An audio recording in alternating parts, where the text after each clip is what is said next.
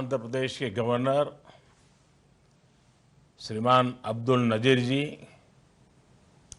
Shri Sathya Sai central trust के managing trustee Shri R J. Ratnakar ji, Shri K. Chakravarthy ji, मेरे बहुत पुराने मित्र Shri Ryuko Hira ji, doctor V Mohan जी,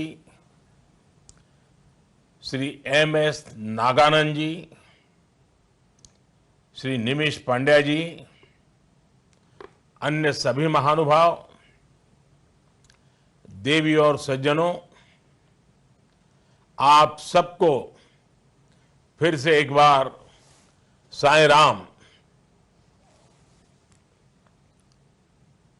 मुझे अनेक बार पुट्टपर्थी आने का सौभाग्य मिला है। मेरा बहुत मन था कि मैं इस बार भी आपके सबके बीच आता, आपसे मिलता, वहां उपस्थित रहकर इस कार्यक्रम का हिस्सा बनता, लेकिन यहां की व्यस्तता के चलते मैं उपस्थित नहीं हो सका। अभी भाई रत्नाकर जी मुझे निमंत्रण देते समय कहा कि आप एक बार आइए और आशीर्वाद दीजिए। मुझे लगता है कि रत्नाकर जी की बात को करेक्ट करना चाहिए। मैं वहां जरूर आऊंगा, लेकिन आशीर्वाद देने के लिए नहीं, आशीर्वाद लेने के लिए आऊंगा।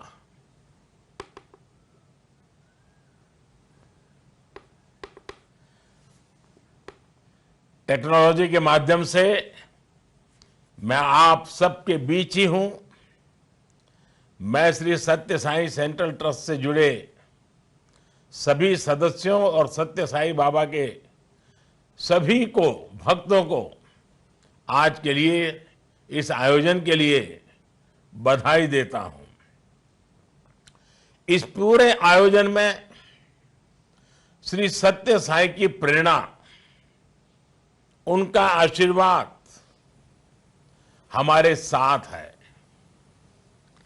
मुझे खुशी है कि इस पवित्र अवसर पर श्री सत्य साईं बाबा के मिशन का विस्तार हो रहा है।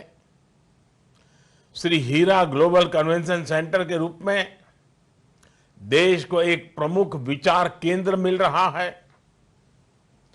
मैंने इस कन्वेंशन सेंटर की तस्वीरें देखी हैं और अभी आपकी इस छोटी सी फिल्म में भी उसकी झलक देखने को मिली। इस सेंटर में आध्यात्मता की अनुभूति हो और आधुनिकता की आभा भी हो। इसमें सांस्कृतिक दिव्यता भी है और वैचारिक भव्यता भी है। ये सेंटर स्पिरिचुअल कॉन्फ्रेंस और एकेडमिक प्रोग्राम्स के लिए एक केंद्र बनेगा। यहां अलग अलग क्षेत्रों से जुड़े पूरी दुनिया के विद्वान और एक्सपर्ट्स इकट्ठा होंगे। मैं आशा करता हूं कि इस सेंटर से युवाओं को बहुत मदद मिलेगी। साथियों, कोई भी विचार सबसे प्रभावी तब होता है जब वो विचार आगे बढ़े, कर्म के स्वरूप में आगे बढ़े। थोथे वचन प्रभाव पैदा नहीं करते हैं जितना कि एक सत्कर्म पैदा करता है। आज कन्वेंशन सेंटर के लोकार्पण के साथ ही यहां श्री सत्य साई ग्लोबल काउंसिल की लीडर्स कॉन्फ्रेंस भी शुरू हो रही है। इस कॉन्फ्रेंस में देश और दुनिया के कई देशों के डेलीगेट्स यहां पर उपस्थित है। खासकर आपने इस आयोजन के लिए जो थीम चुनी है, प्रैक्टिस एंड इंस्पायर, ये थीम प्रभावी भी है और प्रासंगिक भी है। हमारे यहां कहा भी जाता है, यत यत आचरति श्रेष्ठ तत् तत् एव इतरः जनः। अर्थात श्रेष्ठ लोग जैसा जैसा आचरण करते हैं, समाज वैसा ही अनुसरण करता है। इसलिए हमारा आचरण ही दूसरों के लिए सबसे बड़ी प्रेरणा होती है। सत्य साई बाबा का जीवन अपने आप में इसका जीवंत उदाहरण है। आज भारत भी कर्तव्यों को पहली प्राथमिकता बनाकर आगे बढ़ रहा है। आजादी के 100 वर्ष के लक्ष्य की ओर आगे बढ़ते हुए हमने हमारे अमृतकाल को कर्तव्य काल का नाम दिया है। हमारे इन कर्तव्यों में आध्यात्मिक मूल्यों का मार्गदर्शन भी है और भविष्य के संकल्प भी हैं। इसमें विकास भी है और विरासत भी है। आज एक और देश में आध्यात्मिक केंद्रों का पुनरुद्धार हो रहा है, तो साथ ही भारत इकोनॉमी और टेक्नोलॉजी में भी लीड कर रहा है। आज भारत दुनिया की टॉप 5 इकोनॉमी में शामिल हो चुका है। आज भारत में दुनिया का तीसरा सबसे बड़ा स्टार्टअप इकोसिस्टम है। डिजिटल टेक्नोलॉजी और 5G जैसे क्षेत्रों में हम बड़े बड़े देशों का मुकाबला कर रहे हैं। दुनिया में आज जितने भी रियल टाइम ऑनलाइन ट्रांजैक्शन हो रहे हैं, उसके 40% अकेले भारत में हो रहे हैं। और मैं तो आज रत्नाकर जी से आग्रह करूंगा और सभी हमारे साईं भक्तों से भी आग्रह करूंगा, क्या ये हमारा नया बना हुआ जिला जो साईं बाबा के नाम से जुड़ा हुआ है, ये पूरा पुट्टपर्ती जिला, क्या आप इसको 100% डिजिटल बना सकते हैं? हर ट्रांजैक्शन डिजिटल हो। आप देखिए दुनिया में इस जिले की अलग ही पहचान बन जाएगी। और बाबा के आशीर्वाद से रत्नाकर जी जैसे मेरे मित्र अगर इस कर्तव्य को अपना जिम्मा बना दें, तो हो सकता है कि बाबा के अगले जन्मदिन तक पूरे जिलों को डिजिटल बना सकते हैं, जहां कोई एक कैश रुपये की आवश्यकता नहीं होगी, और ये कर सकते हैं। साथियों, समाज के हर वर्ग की भागीदारी से आज परिवर्तन आ रहा है। इसलिए ग्लोबल काउंसिल जैसे आयोजन भारत के बारे में जानने का और बाकी विश्व को इससे जोड़ने का एक प्रभावी जरिया है। साथियों, संतों को हमारे यहां अक्सर बहते जल की तरह बताया जाता है, क्योंकि संत न कभी विचार से रुकते हैं, न कभी व्यवहार से थमते हैं। अनवरत प्रवाह और अनवरत प्रयास ही संतों का जीवन होता है। एक सामान्य भारतीय के लिए ये मायने नहीं रखता कि इन संतों का जन्मस्थान क्या है। उसके लिए कोई भी सच्चा संत उसका अपना होता है, उसकी आस्था और संस्कृति का प्रतिनिधि होता है। इसलिए हमारे संतों ने हजारों वर्षों से एक भारत श्रेष्ठ भारत की भावना का पोषण किया है। सत्य साईं बाबा भी आंध्र प्रदेश के पुट्टपर्ती में जन्मे, लेकिन उनके मानने वाले, उनके चाहने वाले दुनिया के हर कोने में हैं। आज देश के हर क्षेत्र में सत्य साई से जुड़े स्थान और आश्रम भी है। हर भाषा, हर रीति रिवाज के लोग प्रशांति निलयम से एक मिशन के तहत जुड़े हैं। यही भारत की वो चेतना है जो भारत को एक सूत्र में पिरोती है, इसे अमर बनाती है। साथियों, श्री सत्य साई कहते थे, सेवा अने रेंडू अक्षराल्लोने अनंत माइन शक्ति इमीडी जिंदी। अर्थात सेवा के 2 अक्षरों में ही अनंत शक्ति निहित है।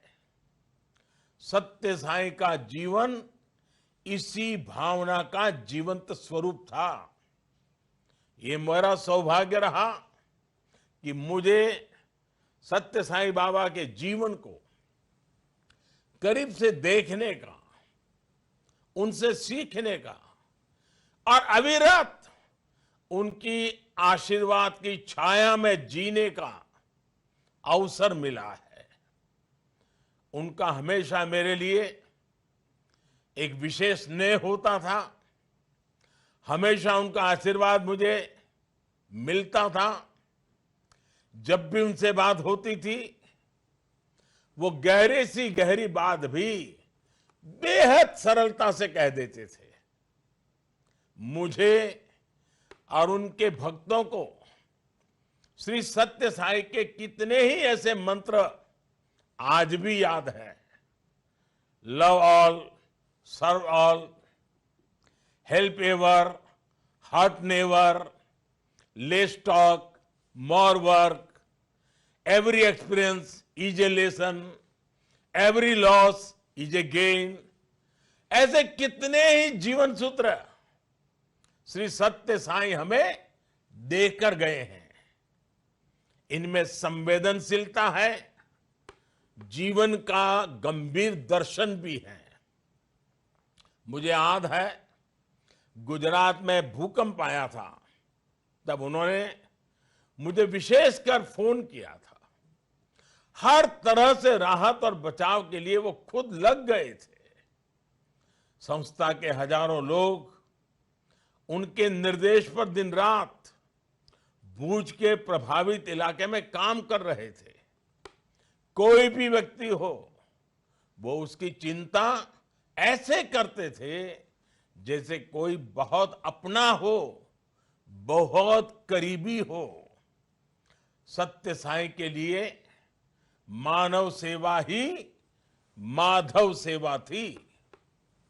हर नर में नारायण, हर जीव में शिव देखने की यही भावना जनता को जनार्दन बनाती है। साथियों, भारत जैसे देश में धार्मिक और आध्यात्मिक संस्थाएं हमेशा से समाज उत्थान के केंद्र में रही है। आज देश अपनी आजादी के 75 वर्ष पूरे कर चुका है और अगले 25 वर्षों का संकल्प लेकर हमने अमृत काल में प्रवेश किया है। आज जब हम विरासत और विकास को एक गति दे रहे हैं, तो सत्य साई ट्रस्ट जैसी संस्थाओं की इसमें बड़ी भूमिका है। मुझे खुशी है कि आपका स्पिरिचुअल विंग बाल विकास जैसे कार्यक्रम के जरिए नई पीढ़ी के भीतर सांस्कृतिक भारत को गढ़ रहा है। सत्य साई बाबा ने मानव सेवा के लिए अस्पतालों का निर्माण कराया, प्रशांति निलयम में हाईटेक हॉस्पिटल बनाकर तैयार हुआ, सत्य साई ट्रस्ट वर्षों से निशुल्क शिक्षा के लिए अच्छे स्कूल और कॉलेज भी चला रहा है। राष्ट्र निर्माण में, समाज के सशक्तिकरण में आपकी संस्था के प्रयास बहुत प्रशंसनीय हैं। देश ने जो इनिशिएटिव्स लिए हैं, सत्य साई से जुड़ी संस्थाएं उस दिशा में भी समर्पित भाव से काम कर रही हैं। देश आज जल जीवन मिशन के इसके तहत हर गांव को साफ पानी की सप्लाई से जोड़ रहा है। सत्य साई सेंट्रल ट्रस्ट भी दूर दराज के गांवों में निशुल्क पानी पहुंचाकर इस मानवीय कार्य में भागीदार बन रहा है। साथियों, 21वीं सदी की चुनौतियों को देखते हुए पूरे विश्व के सामने क्लाइमेट चेंज भी एक बड़ी समस्या है। भारत ने ग्लोबल प्लेटफॉर्म पर मिशन लाइफ जैसे इनिशिएटिव लिए हैं। विश्व भारत के नेतृत्व में भरोसा कर रहा है। आप सब जानते हैं, इस साल G20 जैसे महत्वपूर्ण ग्रुप की अध्यक्षता भी भारत के पास में है। यह आयोजन भी इस बार one earth, one family, one future ऐसी भारत की मूलभूत चिंतन की थीम पर आधारित है। विश्व आज भारत के इस विजन से प्रभावित भी हो रहा है और दुनिया में भारत के प्रति आकर्षण भी बढ़ रहा है।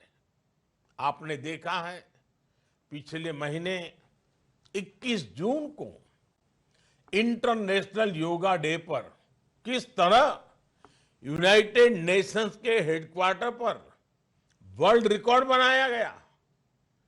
दुनिया के सबसे ज्यादा देशों के प्रतिनिधि एक ही समय पर एक ही जगह योग के लिए जुटे। योग आज पूरे विश्व में लोगों के जीवन का हिस्सा बन रहा है। आज लोग आयुर्वेद को अपना रहे हैं। भारत की सस्टेनेबल लाइफस्टाइल से सीखने की बात कर रहे हैं। हमारी संस्कृति, हमारी विरासत, हमारा अतीत, हमारी धरोहर, इनके प्रति जिज्ञासा भी लगातार बढ़ती जा रही है। और जिज्ञासा ही नहीं, आस्था भी बढ़ रही है। बीते कुछ वर्षों में दुनिया के अलग अलग देशों से कितनी ऐसी मूर्तियां भारत आई हैं, जो मूर्तियां 100 साल पहले, 50 साल पहले हमारे देश से चोरी होकर के बाहर चली गई थी। भारत के इस प्रयासों के पीछे, इस लीडरशिप के पीछे हमारी सांस्कृतिक सोच ही हमारी सबसे बड़ी ताकत है। इसलिए ऐसी सभी प्रयासों में सत्य साई ट्रस्ट जैसे सांस्कृतिक और आध्यात्मिक संस्थानों की एक बड़ी भूमिका है। आपने अगले 2 वर्षों में प्रेम तरु के नाम से 1 करोड़ पेड़ लगाने का संकल्प लिया है। मैं चाहूंगा कि वृक्षारोपण हो, और मैं तो चाहूंगा, जब मेरे मित्र भाई हीरा जी यहां बैठे हैं, तो जापान की जो छोटे छोटे फॉरेस्ट बनाने की टेक्निक है, मियावाकी, मैं चाहूंगा कि उसका उपयोग हमारे यहाँ ट्रस्ट के लोग करें और हम सिर्फ पेड़ नहीं, अलग अलग जगह पे छोटे छोटे फॉरेस्ट बनाने का एक नमूना देश के सामने पेश करें। तो बहुत बड़ी मात्रा में, क्योंकि उसमें एक दूसरे को जिंदा रखने की ताकत होती है। पौधे को जिंदा रखने की ताकत दूसरे पौधे में होती है। मैं समझता हूं कि इस का अध्ययन हीरा जी तो यहाँ है, और मैं बड़े हक से हीरा जी को कोई भी काम बता सकता हूँ, और इसलिए मैंने आज हीरा जी को भी बता दिया। देखिए, प्लास्टिक फ्री इंडिया का संकल्प हो, आप इसके साथ ज्यादा से ज्यादा लोगों को जोड़ें। सोलर एनर्जी, क्लीन एनर्जी के विकल्पों के लिए भी लोगों को प्रेरित करने की जरूरत है। मुझे बताया गया है, और अभी छोटी सी आपकी वीडियो में दिखाया गया, सत्य साई सेंट्रल ट्रस्ट आंध्र के करीब 40 लाख स्टूडेंट्स को श्री अन्न रागी जवा से बना भोजन दे रहा है। ये भी एक बहुत सराहनीय पहल है। इस तरह के इनिशिएटिव से दूसरे राज्यों को भी जोड़ा जाए तो देश को इसका बड़ा लाभ मिलेगा। श्री अन्न में स्वास्थ्य भी है और संभावनाएं भी है। हमारे ऐसे सभी प्रयास वैश्विक स्तर पर भारत के सामर्थ्य को बढ़ाएंगे, भारत की पहचान को मजबूती देंगे। साथियों, सत्य साई का आशीर्वाद हम सभी के साथ है।